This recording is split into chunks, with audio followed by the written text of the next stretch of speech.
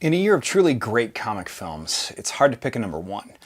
But perhaps the most groundbreaking film without question this year is Into the Spiderverse. In a little under 2 hours, the writer of Lego Batman introduces more than a dozen characters never before seen on the big screen without a hiccup or any exposition that's unnecessary, leaving the viewer feeling like they're out of their purview. If I had to pick a favorite comic film of 2018, it's hands down the Spider-Verse, and here's why. Let's do this again.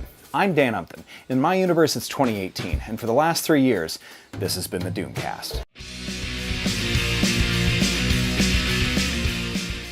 New comic characters get introduced all the time, but Miles Morales and Spider-Gwen are two of the most wildly successful Marvel creations of the last 10 years, hands down.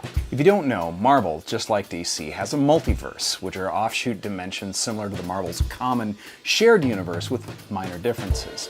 Earth 616 is home to the original Marvel universe. On Earth 1610, Miles Morales took over as Spider-Man after his world's Peter Parker died.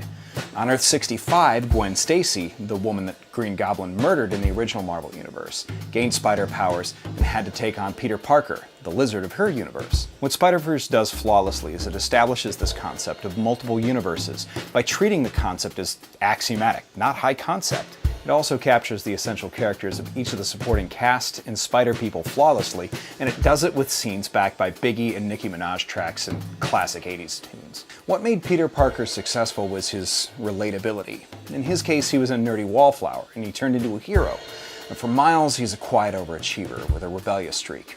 For Gwen, she's a creative and a rebellious teenager who has to face up to the weight of her decisions. In fact, all of them bear the weight of impossible decisions that cost the lives of people close to them.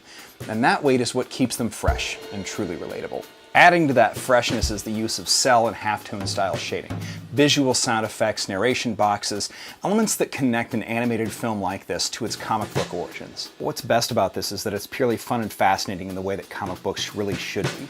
Instead of taking a comic story and making it real and gritty, whatever that actually means, Spider-Verse is a story where both the heroes and villains are simultaneously pitiable and relatable and cartoonish all at the same time.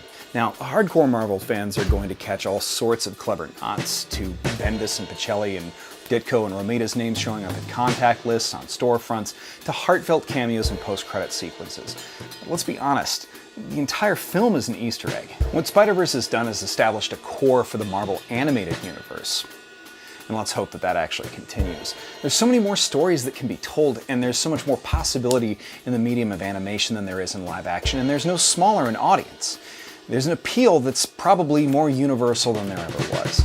What's next? Exiles? One can only hope. Thanks, everyone. This has been the Doomcast. We'll see you next week.